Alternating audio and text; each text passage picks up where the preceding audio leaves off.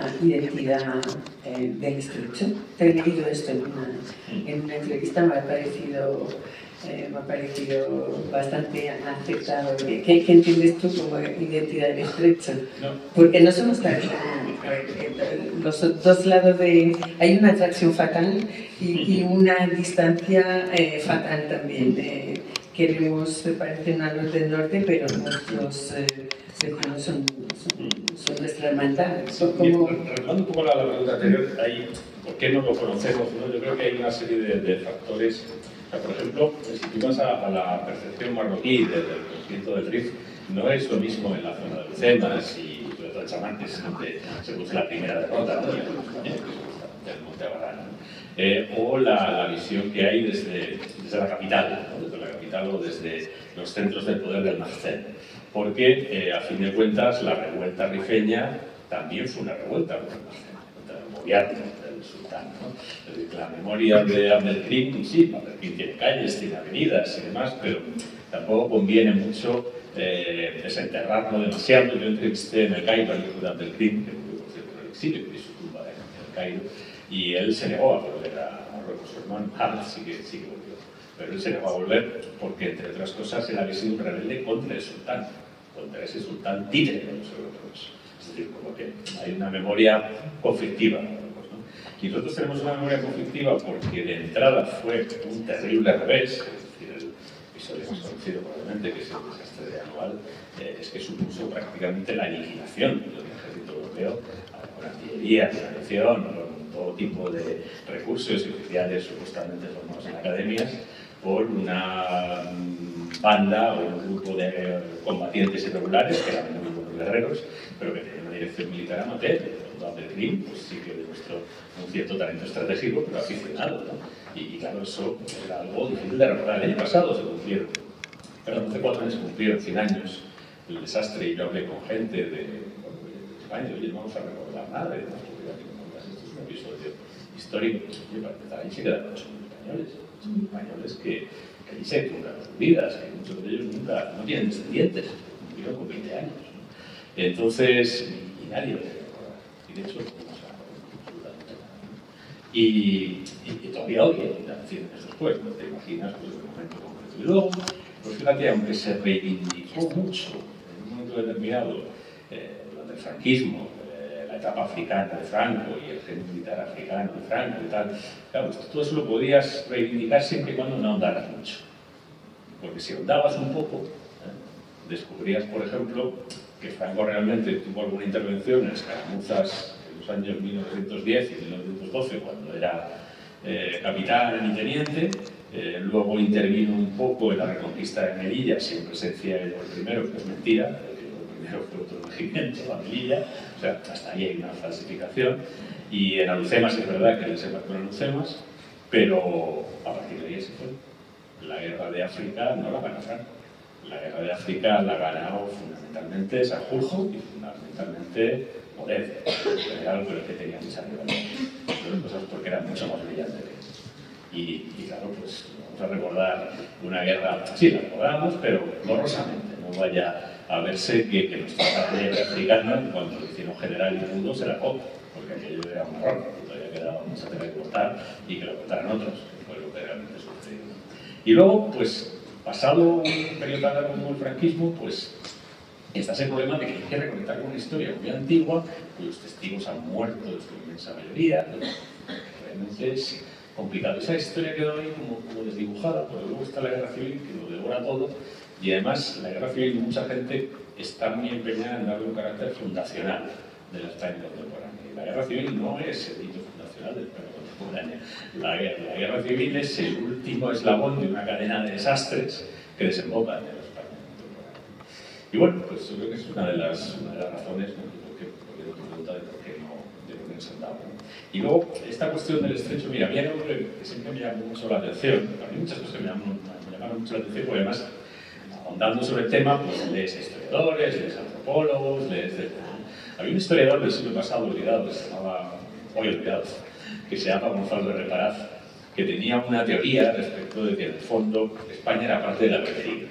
Y entre otras cosas buscaba topónimos, estos topónimos a los que a veces han cambiado, pero bueno, él se empeñó, ¿no? Y entonces encontraba topónimos siempre, ¿no? O sea, en Marruecos hay un río que se llama Ouarga, hay un río Ouarga de los Pirineos, es decir, yo he buscado topónimos y ese topónimo es bereber, no es árabe, ¿no? Con lo que dice, España en el fondo es bereber, ¿no? Y es una teoría sugestiva, muy debatida, muy controvertida, muy discutida, pero hay un detalle curioso, ¿no? Cuando los árabes llegan a la península ibérica, a comienzos del siglo VIII, realmente viene un grupillo de jinetes muy echados para adelante, a los que se suman muchísimos bereberes, muchísimos, bueno, pues vamos, o sea, tampoco debían ser demasiados, ¿no? Y ese grupillo de jinetes árabes echados para adelante, con un puñado de bereberes, oye, en 0, llegan hasta Asturias. Hasta Asturias.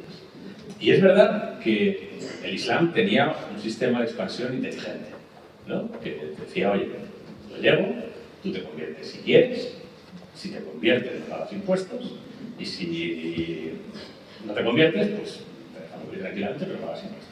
Porque mucha gente se convertía para dejar de pagar impuestos, no todos, pero bueno, estoy simplificando, pero vamos, esta era la técnica, ¿no? Y alguien dice, bueno, es que claro, el Islam hacía proselitismo muy fácilmente porque la gente estaba muy incentivada para convertirse.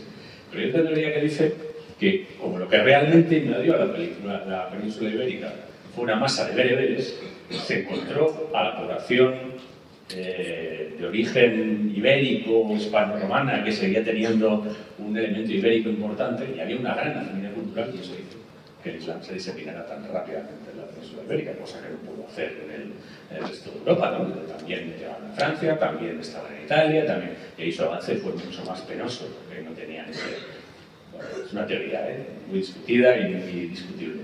Pero, hombre, hay que recordar que si uno se pone en el paseo marítimo ese de Tánger, es que ves España como si estuviera a calles del Chile, ¿no? Es decir, la distancia es mínima.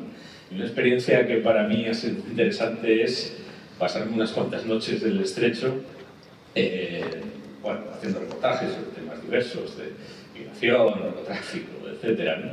Y tú te pasas así la madrugada y además yo iba en una patrullera policial, ¿no? Y es que en cuanto te descuidas decía el patrón que estamos en Marruecos. O sea que es que realmente eso geográficamente es lo mismo. Y además tiene un valor de bisagra del mundo. El estrecho de Gibraltar es la bisagra entre el norte y el sur y entre el oeste y el este, que impregna por igual las dos orillas, ¿no? Durante mucho tiempo el gran puerto de esa zona ha sido Algeciras, ¿no? Ahora Marruecos ha hecho Tánger y los dos puertos funcionan casi como gemelos, ¿no? La imagen especular que es el mismo lugar, es el mismo ombligo del planeta. Y también en tus novelas se ve que la última, la segunda que leí, en ese a los temas que tú describes hay una convivencia entre españoles y sí, vale, muy lees libros en español, hay una tal Rocío, es decir, hay una convivencia sí, y no era muy, o al menos eso me parece a mí, no era eso nunca llegó a ser objeto de cuestionamiento.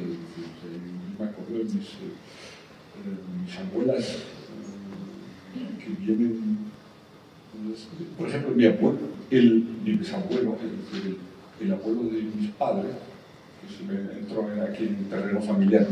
Mis padres son primos, mis dos abuelas son hermanas. Entonces, el abuelo, es decir, el padre de mis abuelas, era el panadero del ejército. Vino en el desembarco. Cuando llega el desembarco, viene con el ejército. Entonces, y desembarca con el ejército y era el panadero del ejército. Y estuvo el panadero con el ejército en Alhucemas al cabo de 8 años, y luego sale del ejército y abre una panadería en la ciudad, que ya empieza a tener un poquito de vida civil. Y cuando ya abre la panadería se vuelve, porque vivía en Melilla, se vuelve a Melilla y se trae a sus tenía solo 2 hijos, un una de ellas, que tenía 8 años, era mi abuela paterna. La materna nació ya en Alucena. Y su vida, es decir, mi abuela paterna, cuando su infancia transcurrió, sus grandes amigas eran pues, el pequeño barrio que se estaba empezando a construir, ¿no? O sea, la ciudad, es verdad que la ciudad, digamos, empezó a ser ciudad pronto, creo que al cabo en el 32 ya había un hospital, ya había un colegio, ya había un ayuntamiento, es decir, arquitectónicamente se hizo rápido. Y mi abuela, cuando me contaba su infancia, pues era muy difícil poner límites. Cuando hablaba de sus amigas, decía mis amigas y tal, tú tienes que esforzarte mucho o ser muy pesado y interrumpirla cada 2 por 3 y decir, ¿pero cómo se llama tu amiga? Y decía, pues se llama Rocío y tal. O sea, ella no hacía la distinción, eran sus amigas de la infancia. Y eso es verdad que eso se fue disipando, sobre todo ya...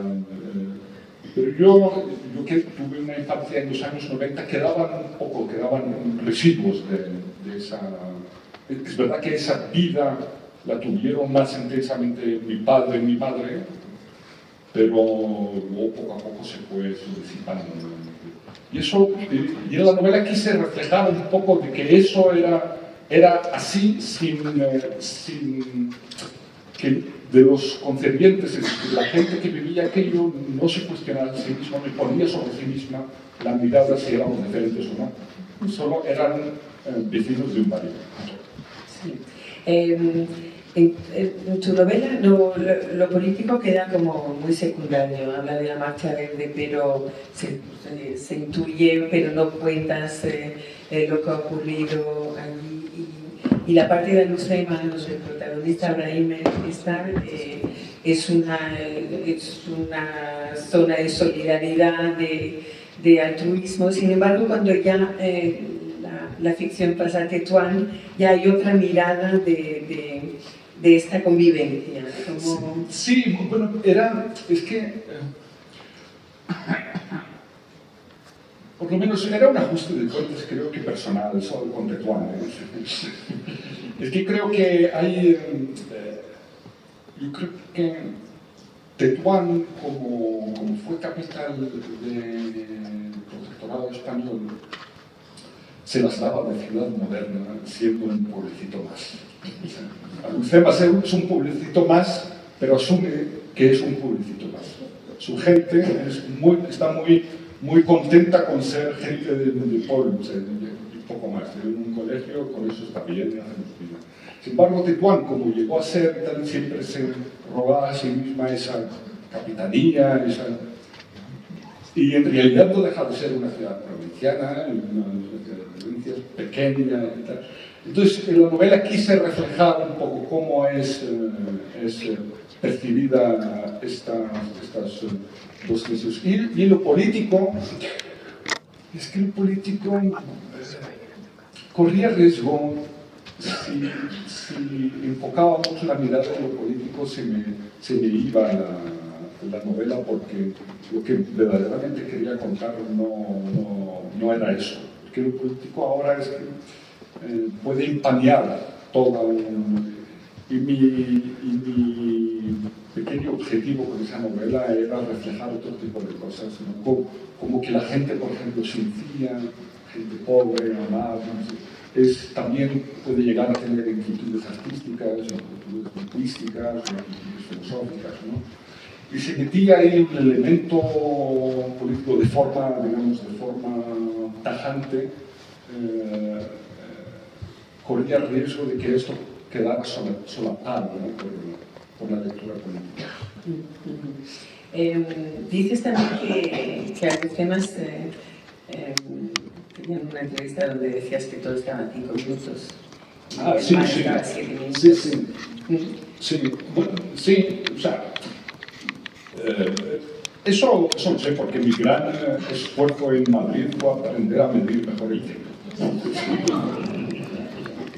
Yo me acuerdo muy bien, y yo llegué mi primer año de ingeniería informática, estudiaba en Boadella del Monte y vivía en San Blas y me levantaba a las 6 de la mañana, desayunaba, cogía el metro o el autobús, llegaba a la primera clase y ya tenía hambre. Esto nos pasaba en la Lucerna. O sea, yo salía de casa cuando veía el timbre del colegio que vivía al lado, salía de casa y hasta las 12 que salía no tenía hambre. Y esto en Madrid. O sea, y tuve que aprender a gestionar esto. Entonces dije, pues mira, tengo que empezar a llevarme un sándwich y comer más hidrocarburos para aguantar hasta las 9 y tal. Y estas medidas del tiempo, pues al final te configuran, ¿no? Configuran tu mirada, tu forma de enfocar. Pero, y ahora me pasa al revés. Cuando vuelvo a los temas, me levanto muy temprano, desayuno, digo, pues voy a tomar un café, echarme un cigarro y salgo y no hay nadie. No hay nadie. O sea, digo, ¿qué pasa? Soy el primero en despertar. Luego el WhatsApp y mi madre dice, pero si no vas a encontrar nada bien. Y es verdad, porque mi concepción es del tiempo de salir en Madrid, que todo está abierto, pues en los temas, hasta las 11 la vida no empieza a funcionar. Y vuelvo a casa, y me echo el cigarro, vuelvo a casa de charleta con mi madre. Muy bien. También dices que hay que salir de ahí. Sí, eso, o sea, de toda pequeña ciudad, yo creo que llegado un momento, una vez cumplidos los 18, si surge la oportunidad, ¿no? Hay que salir de esa, no solamente de toda pequeña ciudad, y luego dar un poco de tumbos por el mundo, y luego sí, una vez que hayas aprendido un poco sobre todo a sentir que tu ciudad o tu pueblo no es ni el ombligo del mundo ni es el pueblo del mundo, que es un pueblo más. Y luego cuando aprendes eso, si quieres y te gusta volver, ¿no? A vivir, pues genial. Yo creo que esa enseñanza de que hay que salir de ahí, y es el espíritu un poco del programa Erasmus. El programa Erasmus responde a este espíritu de que hay que salir de tu cascarón, ¿no? Ver un poco el mundo y luego volver. Hay una gran leyenda berber que la recoge solo en las Semanas del Jardín, creo, que es que los hombres cigüeñas, no sé si suena esto, sí. que en el Atlas, los bereberes llegaban, el mito decía que se convertían en cigüeña, entonces volaban, sobrevolaban el mundo, recogían experiencias y tal, y luego al volver a su pueblo del Atlas adquiere la figura de hombre y les empieza a contar lo que ha visto. Me parece una gran enseñanza ese cuento. También la historia de la migración, que va sí. Siempre para volver. El retorno es, después no se realiza a lo mejor, pero el que se va siempre tiene la intención de... Sí, y el retorno y la inmigración es muy frustrante porque quieres volver a lo que has dejado atrás y lo que has dejado atrás nunca está, porque tú has cambiado y los que has dejado atrás también han cambiado y eso genera gran frustración en realidad. Pero... Bueno, y está esa digamos, esa mega ilusión y mega ficción de que vas, porque en realidad vuelves al territorio seguro, vuelves a la infancia, vuelves a la nostalgia, ves eso que está incrustado en tu pasado ya no está, porque tú vuelves a un futuro. O sea, vuelves al futuro, a tu pueblo que ha cambiado, vuelves a... Está, por ejemplo, la novela de Mohamed Sar, la memoria recóndita de los hombres, que ganó el concurso hace un par de años o 3, parece retrata muy bien esta idea de retorno, porque tú quieres retornar a esos momentos que has dejado atrás y quieres revivirlos, pero esos momentos parte un poco de frente con eso, hay que tener como el ánimo muy para poder sobrevivir.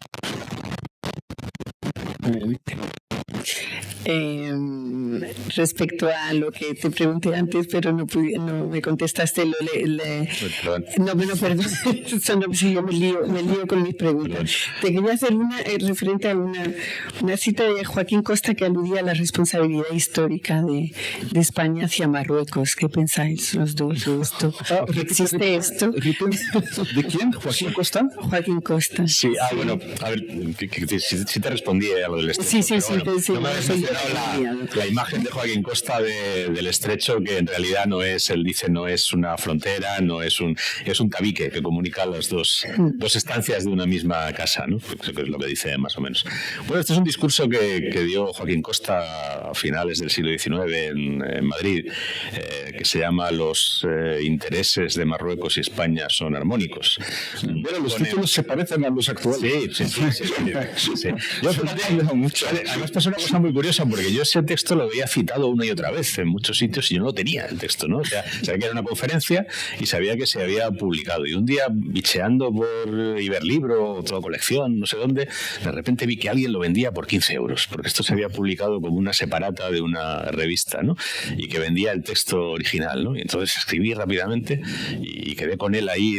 Es que me acuerdo porque todo fue muy, muy plástico, ¿no? Quedé ahí en la Plaza de la Ópera por la noche y el tipo vino y sacó así el folleto y yo le di los 15 euros y me dijo, tengo más cosas.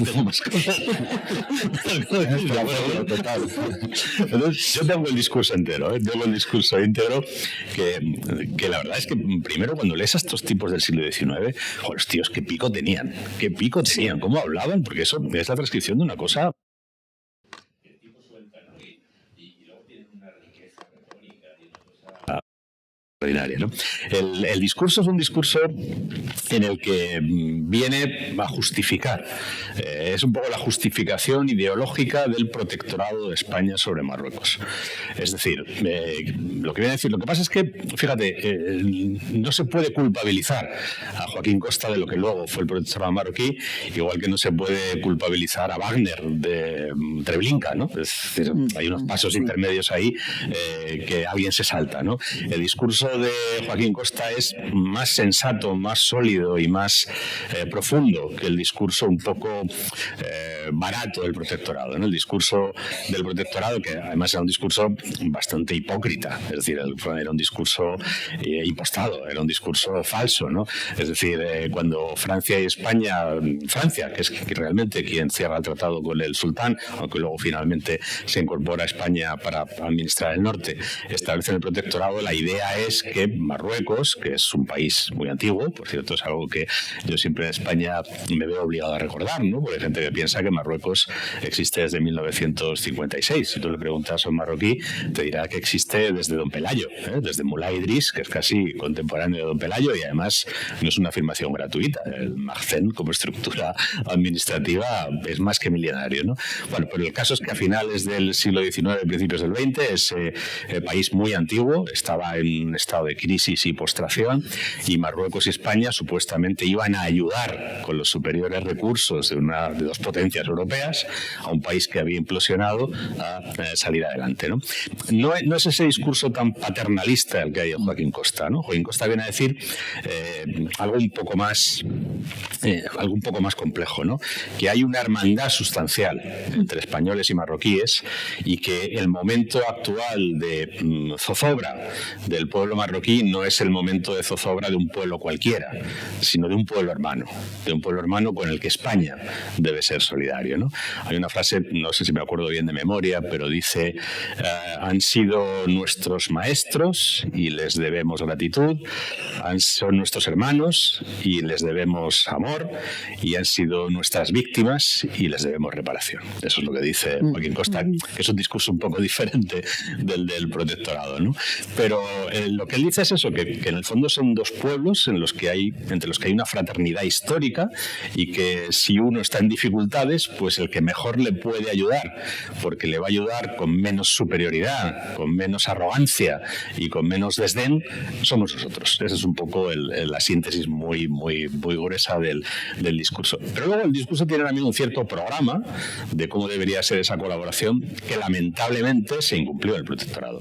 En lo que pone el acento Joaquín Costa apuesta es en la educación, en ayudar a desarrollar la agricultura, es decir, en robustecer las palancas profundas de la sociedad marroquí, ¿no? Y de hecho advierte contra la tentación de convertirlo en una simple aventura cesarista para tribunos militares sedientos de gloria, que fue lamentablemente lo que luego pasó, ¿no? En la memoria colonial, como... Pues no lo sé, no lo sé. Porque en Francia, por ejemplo, país de donde provengo, la memoria colonial ha engendrado todo tipo de derivas, pero no es el caso aquí, pero marca mucho las generaciones siguientes. Ha marcado mucho las segundas y terceras generaciones que reivindican incluso cosas que no han vivido. ¿Y cómo Eso es sí. en Marruecos? En relación a España, es que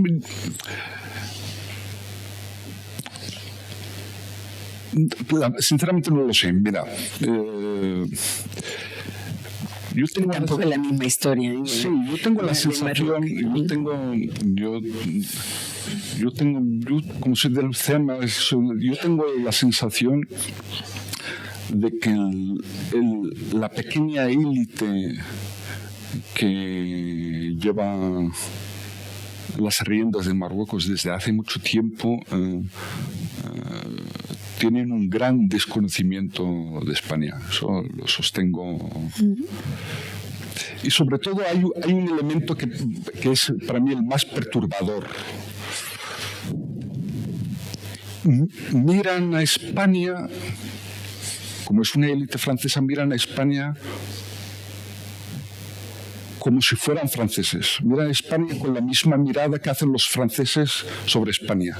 Y esto es como el colmo del despropósito.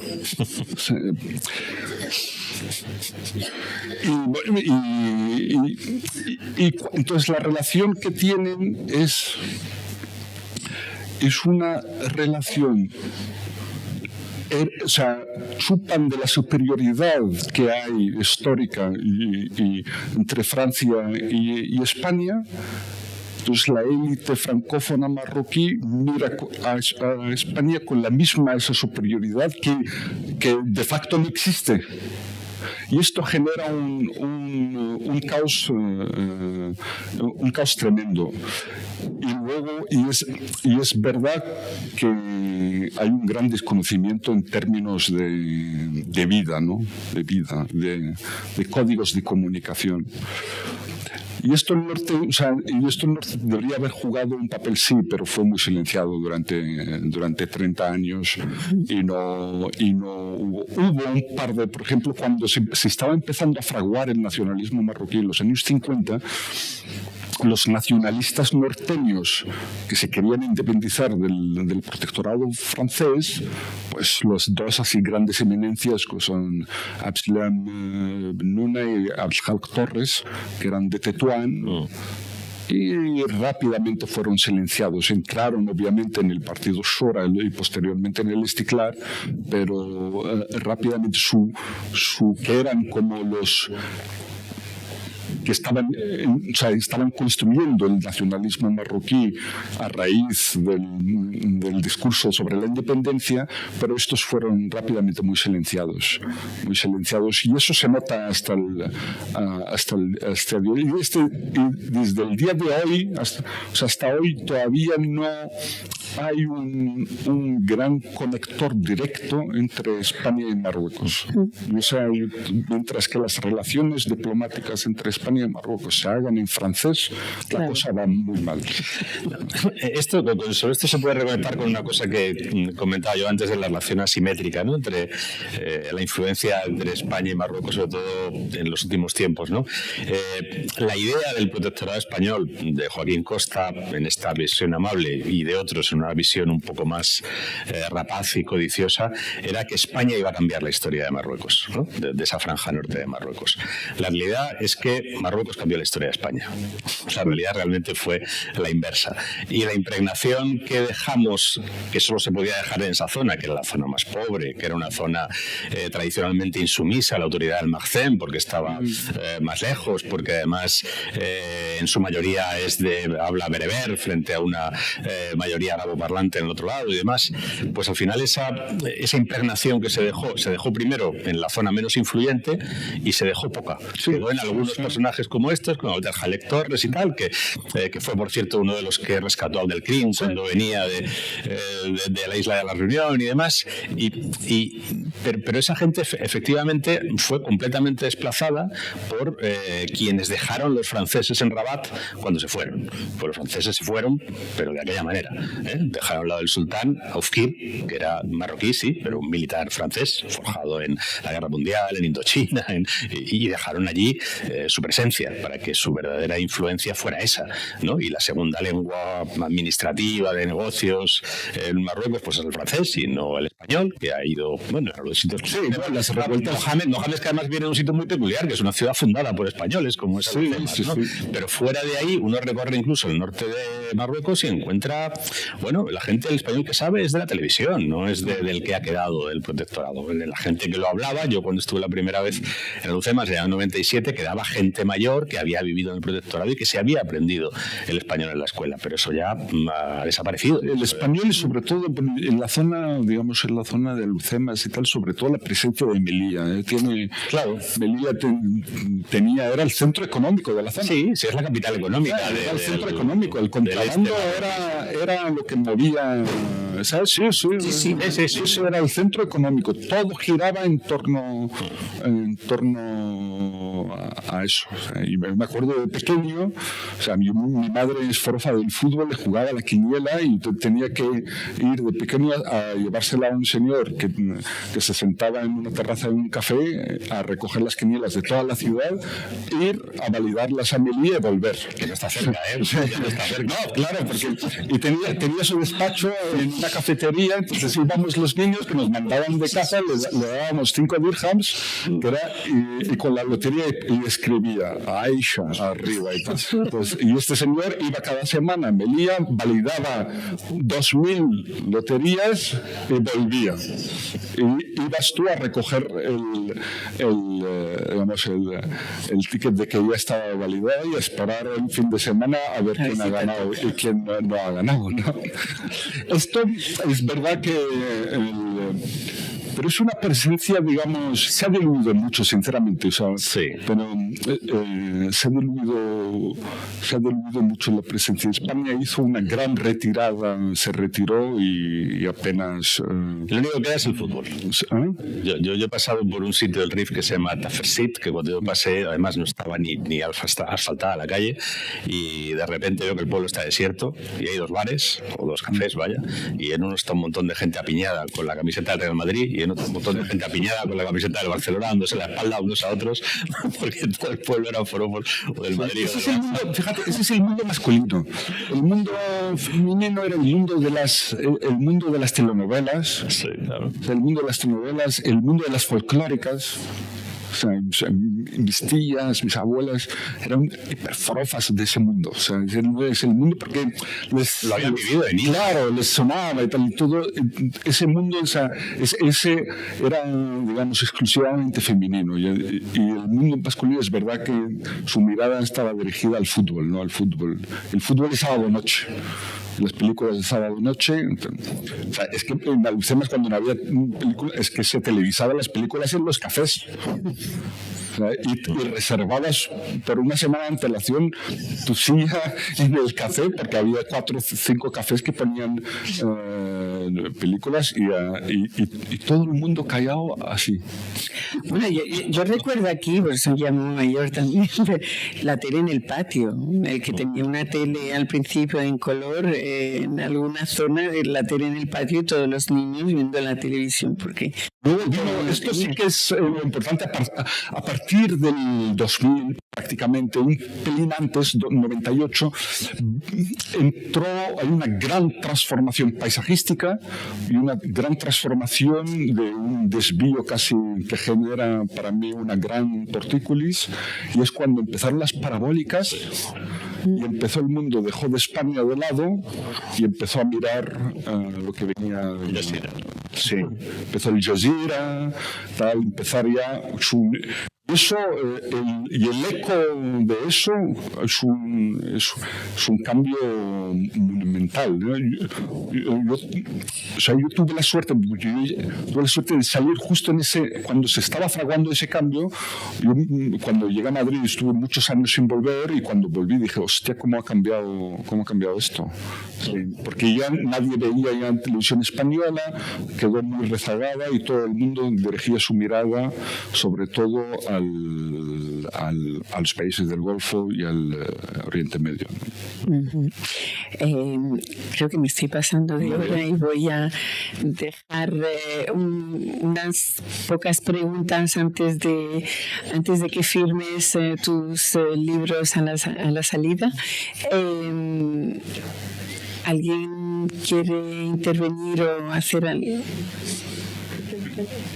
¿No? ¿Sí?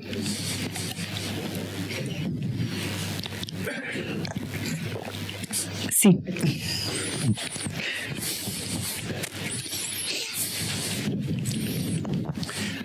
Hola, yo os quería preguntar en función de lo de Joaquín Costa, el tablero que separa dos habitaciones de una casa. ¿Qué función en este momento tiene la literatura española en Marruecos y la marroquí en España? Que Lorenzo, tú lo conoces muy bien, hiciste una antología muy interesante. Ese desconocimiento que yo creo que es profundo en España sobre Marruecos, Mohamed, ¿también se da en este momento en Marruecos? Sí, sobre la literatura española. Sí. Y solo a ver qué os parece, a los dos, Juan. Mira, yo tengo cierta veneración por la obra de Juan, pero es que creo que Juan tiene poco que ver con Marruecos. Juan encontró un pequeño hogar en Marrakech, desde el cual miraba hacia España, es decir, sí, pero es un discurso que en Marruecos no ha calado. No quiero ser tajante, pero creo que no. En Marruecos, para empezar, para dejar un poco las fechas sobre la tabla, es una sociedad poco lectora, ¿eh? O sea, yo voy a la feria del libro de Rabat y nos dan cada año las estadísticas de los libros que se editan y tal. Me acuerdo, ya me quedé un poco espantado porque creo que en el año 2019, 2018, 2002 años se publicaron 2.900 libros. Es muy poca cosa. Y en España no creo que... es verdad que hay un pequeño, pero es un mundo muy especialista. Es el mundo de los hispanistas, de los profesores universitarios y tal, pero es un mundo muy minoritario, incluso muy alejado del centro, digamos, literario que hay en Marruecos. Yo creo que la literatura que lee Marruecos principalmente viene de Oriente Próximo. Y la literatura, esta es la otra pequeña, la literatura que llega a España. Sí, yo sí tengo creo que llega solo la literatura que ya haya sido aceptada previamente por los franceses. Solo se traduce lo que ya se han leído los franceses antes, como si... Y esto genera una disfunción, porque se da a entender que el gusto lector de la sociedad española es el mismo que el francés. No lo es. No, o sea, lo que sería interesante es traducir a autores marroquíes directamente aquí, sin que pasen por ni el filtro, ni la aceptación, ni tal, porque creo que el gusto lector es totalmente distinto. No sé si estás de acuerdo. Sí, no, totalmente de acuerdo. Vamos, en Marruecos, lo que yo sé, de haber ido mucho y demás, tú vas y en cualquier acto que hagas, no sé, yo he estado en Tánger, en Marrakech, en Larache, o sea, en todas partes, donde encuentras mucha gente muy interesada, pero que son del círculo de los hispanistas o de los estudiantes de español o de los profesores, que además son muy activos, son muy... Y para mí además tienen incluso una dimensión benemérita, que se me olvida lo que significa la palabra, pero significa digno de galardón, ¿no? Son gente que debería recibir un galardón por parte del gobierno español, porque hay un colectivo de autores marroquíes en español que son heroicos, y además algunos son de enorme calidad, ¿no? Yo recuerdo en particular uno que es Ahmed Araru, que es un profesor de... Ha fallecido hace muy poco. Ostras, pues mira, me llevo el disgusto de la tarde porque no lo sabía. Fíjate que no hace mucho y estaba vivo, o sea que ha sido hace un mes y medio. Pues yo, vamos, hay un par de textos publicados suyos en español, una antología que yo coordiné con Marta Cerezales, y hay uno que se llama en concreto Améric, que es una especie de fantasía literaria. Era muy borgiano. Sobre la película Casablanca, con una prosa castellana de primer nivel, vamos, o sea, de primer nivel, y eso es verdaderamente heroico. Pero más allá de eso, claro, pensemos que en Marruecos, como en muchos otros países árabes, se traduce muy poco de otras lenguas, muy poco. Yo tengo un par de novelas traducidas al árabe en Marruecos, y me parece... Pero traducidas no en Marruecos, ¿o sí? Sí, en Marruecos, pero de una manera muy particular, ¿no? A través de un profesor de la Universidad de Fez, pero que se traduce muy poco en general. Entonces lo que llega, pues aparte de la literatura de Oriente Medio, pues es la literatura francesa, que esa yo sí la he visto, tanto en Marruecos como en Argelia, como en Túnez, pero la literatura española llega poco, porque no se traduce del español árabe, eso es muy raro, muy difícil realmente, y bueno, pues existen los círculos interesados por el español, que no son pequeños, que no son irrelevantes, pero como decía Mohamed, no son centrales. Más que no centrales, es que están entre dos aguas, porque no son ni reconocidos, digamos, por el establishment marroquí. Exacto. Ni siquiera son reconocidos por el establishment español. Eso es. O sea, que es al revés que lo pasa, por ejemplo, con los autores marroquíes francófonos que escriben en francés, son reconocidos por el establishment marroquí y reconocidos y yo quería abundar por el establishment francés. Yo quería abundar lo que decías tú, y luego nos llegan a nosotros, pasados por ese filtro. Ese es el caso de un Tahar Benjeloun, es el caso de un Mahir Bin Bin, son autores que han sido bendecidos en Francia y entonces hacen el circuito, ¿no? Y son autores estupendos. Sí, son buenos. Bin Bin, el libro este que tiene sobre su padre, ¿no? Que fue bufón de Hassan II, es un libro que debería haber suscitado interés en España antes de pasar por Francia, ¿no? Pero no, realmente no miramos, y yo creo que la sociedad española, y a lo mejor, como decías tú antes, hay una cierta y triste equidad, ¿no? Es decir, así como los círculos intelectuales afrancesados marroquíes miran con cierta displicencia a la cultura española, pues también desde la cultura española, desde la mirada española predominante, se mira con cierta displicencia a lo que pueda ofrecer Marruecos, más allá del exotismo, ¿no? Más allá de que es una cosa muy decimonónica, es triste. Sí, el siglo XXI, pero...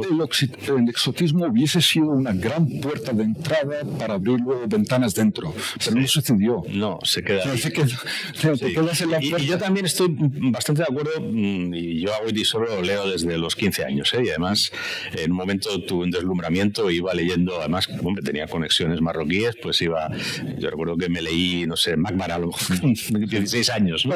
Esa es maravillosa novela. Sí, a mí esa es la que más me gusta. Es la que más me gusta. Pero yo creo que es verdad, o sea, él lo que hace es una especie de... se crea un mundo propio, una atalaya en Marrakech, pero a partir de ahí, incluso la reivindicación del conde Don Julián y demás, es más bien reivindicarse a sí mismo. Es decir, su propio proceso de extrañamiento de la España franquista, ¿no? Yo no creo que, aunque él yo creo que en muchos pasajes de su obra sí que ha intentado jugar, y además de una manera razonablemente honesta, un papel de puente, ¿no? entre el mundo árabe y europeo, entre también una cierta reivindicación de en qué medida el elemento islámico andalusí es constitucional de la cultura española y de la cultura española en cosas tan importantes como el arcipreste de Ita, vamos, en fin, que sí, pero yo creo que no, es verdad, que ni ha creado escuela allí, ni tampoco aquí. O sea, Goytisolo es un autor al que leíamos en mi generación, pero no sé cuánta gente de 20 años hoy lea Goytisolo. Sí. Una pregunta más. Hay una pregunta más y creo que ya tenemos que... Bueno, lo primero que la conversación que habéis mantenido ha sido extraordinariamente interesante y productiva.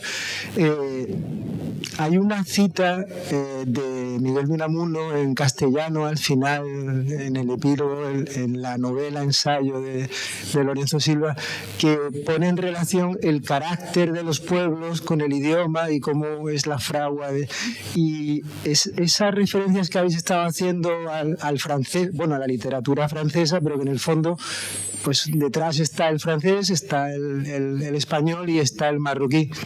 ¿Cómo eso influye o la reflexión de Unamuno de que el carácter está en el idioma y las dificultades que estáis contando para que se produzca esa transición más fácil, sobre todo entre el marroquí, entre Marruecos y el árabe y España y el español? Pues mira, esa cuestión que planteas quizá ahonda un poco la paradoja, ¿no? Porque lo que dice Unamuno de que en una lengua en cierto modo está sedimentado o condensado el carácter del pueblo que la crea, ¿no? Y eso pues influye en sus campos semánticos, en su retórica, en sus adjetivos, en su forma de nombrar o de abordar o de calificar la realidad, que creo que es verdad. Al final tú analizas el castellano como lengua, que es un precipitado de griego, latín, árabe, euskera, lenguas ibéricas prerromanas, etcétera, etcétera. Y tú ves incluso en los fonemas, en la fonética, en la forma de... Y por cierto, analizas el español de Burgos y analizas el español de Colombia y siendo el mismo idioma, sin embargo, son diferentes. Expresivamente son diferentes porque el carácter del colombiano y del burgalés son bastante diferentes, ¿no? Con todos los respetos para ambos. Con todos los respetos para ambos. Pero si lo analizamos desde ese punto de vista, la paradoja se ahonda todavía más. Porque uno puede percibir, yo además que trato con marroquíes desde que tengo memoria, y yo además, por ejemplo, una cosa que a mí me llamaba mucho la atención, mis primas eran perfectamente trilingües. Daría en árabe dialectal, en francés y en español. Y entonces pues había una especialización del lenguaje, ¿no? Y cuando mis primas se cabreaban, siempre se cabreaban en árabe. Y yo lo entendía muy bien, porque en el fondo el árabe cabreado, ¿no? Las palabrotas en árabe y tal, oye, se parecen a las palabrotas del castellano. Tiene un puntito más, ¿eh? Por eso ellas elegían el árabe, porque era más eficaz, ¿no? Pero, claro, tú oyes a un francés, ¿no? Que es tal y... Perdón si hay... Los franceses están muy lejos. No, también tenemos... Sí. Pero mira, yo una vez estaba trabajando con franceses en una vida anterior, he trabajado con franceses, y hubo un momento, una tensión enorme, que yo, si llego a soltar la lengua, habría salido todo lo que tiene el castellano y 3 veces más, ¿no? Y el francés está todo el rato, désolé. Y digo, joder, cágate en algo, ¿no? O sea, esto es un marrón de 3.000 pares de narices, cágate en algo, que désolé, ni que niño muerto, ¿no? Pero una anécdota, pero yo hablo, bueno, soy bilingüe, sí. Pero cuando me cabreo, mi hija lo puede testificar, paso al francés. Tiene que ser el insulto y contar es en el idioma. Sí, tiene los matices, a lo mejor. Pero bueno, pero no has trabajado con las 3 lenguas. Pero es verdad que podríamos hablar la entendido, pero no tenemos tiempo. Pero lo de los insultos es realmente son registros completamente diferentes españoles en Francia y España. Nosotros no tocamos nunca la familia, los huertos y todas estas cosas, pero vamos directo a otra. Sí. Tenemos otras habilidades. Sí, lo decía Kundera, yo creo que en el arte de la novela, decía que uno solo puede llegar a insultar y a ser obsceno en su lengua materna. Sí. ¿No? Tiene mucha más claro. Estoy totalmente de acuerdo. Y cómo se filtra eso luego, ¿no? Y luego otra cosa, que el español tiene muchas cosas que vienen del árabe, que es la lengua principal de los marroquíes, ¿no? Con lo que nuestra afinidad debería ser mayor. Estamos más próximos, no solo geográficamente, sino también desde ese punto de vista de la lengua como expresión del carácter, y es curioso, ¿no?, que se produzca esa fascinación de Marruecos por Francia, saltando el país que tiene en medio, ¿no? Algún pequeño fracaso histórico creo que nos toca a los españoles por tener ese salto ahí, ¿no? Sí. No, ya creo que se están diciendo. Recordaos que Mohamed puede firmar libros justo. Perdón. Iba a hacer una buena tarde, muchas gracias porque está siendo muy interesante, pero he echado de menos un tipo de relación entre la literatura marroquí y la literatura española. Y es un fenómeno que se está produciendo ya, afortunadamente en España, que en otros países como en Francia tiene ya mucha más tradición, que era lo que Octavio Paz llamaba la literatura excéntrica, es decir, esa literatura creada por, en este caso, por descendientes de marroquíes, por españoles descendientes de marroquíes, que escriben en español o, por ejemplo, en catalán, porque yo quería citar aquí a Najat El Hajmi, perdón. Y bueno, un tipo de literatura que a mí me parece que es muy interesante porque hace coincidir la tradición, en este caso marroquí, ¿no?, en concreto de esta escritora, como de otros escritores, con el ser española o español. Entonces se produce esa confluencia en una obra literaria de dos culturas, ¿no?, de dos tradiciones que ya forman parte de la identidad de una persona. Esto en la literatura francesa ya tiene mucha más tradición porque hay más escritores y escritoras descendientes, ¿no?, que tienen este origen, que son franceses o francesas, pero de origen diverso, ¿no?, diferente. Y a mí me parece que es muy interesante desde el punto de vista literario estos escritores y estas escritoras que tenemos ya en español, porque también permiten que ese tema que antes era el tema exótico, ¿no?, lo que interesaba, por ejemplo, de Marruecos, pues ya se amplíe el tema y adquiera una mayor riqueza también desde el punto de vista pues temático, filosófico, en fin, conceptual en general, ¿no? Y por otro lado también quería citar, porque se ha hablado de la poca presencia de lo español en Marruecos, o de la poca, pero yo creo que sigue siendo importante, ¿no? Y de hecho, por ejemplo, la labor de nuestros colegios españoles allí es muy importante. Creo que actúa, sí, así. Es para una élite de allí. Sí, son colegios elitistas, privados. Sí. Bueno, pero hay que tener... Desde aquí no, de aquí son colegios públicos. La función que tienen, ¿no? Por ejemplo, el retorno. Alumnos nuestros que tenemos aquí que retornan a Marruecos y tienen ese espacio para continuar, ¿no?, aprendiendo español, ¿no? Bueno, a lo mejor yo lo veo de manera un poco idealista. No sé cuánto tiempo, porque no estoy de acuerdo con ella. Tenemos escasos 5 minutos. Sí, bueno, intentaré. A ver, yo no estoy. 2 minutos, ¿vale? Yo no estoy muy de acuerdo. O sea, estoy de acuerdo en que la mirada de la crítica haga esa lectura que has hecho sobre la obra de Najat. Lo entiendo. Pero sospecho que Najat no es eso. Es decir, sospecho que ella no se despierta por la mañana y se sienta y decir, voy a ver cuál es la parte de mi rifeña que hay, cuál es mi parte catalana y cuál es tal, y voy a escribir algo. Esto no sucede así. Es decir, y además tampoco hay que, a no ser que esos escritores le elijan, tampoco tiene por qué ejercer de agente de nada. Es decir, yo me conformaría con que escriban buenos libros, que nos hagan gozar como lectores. Yo con eso, para mí es suficiente, porque si se traslada ese compromiso al escritor, estamos haciendo un gran flaco favor, porque las instituciones, es labor de las instituciones públicas hacer eso. Podemos acompañar, criticar, opinar, pero yo creo que en las futuras, y hay muchas, sobre todo mujeres. O sea, yo creo que con tal de que hagan literatura y lo hagan bien, yo con eso me parece que es el gran logro. Sería el gran logro de una sociedad que está generando nuevos escritores y nuevas escritoras. Pero otorgarle ya de partida un compromiso y incluso una agenda, tú tienes que intentar a través de tu literatura unir España y Marruecos, que llevan desunidos siglos.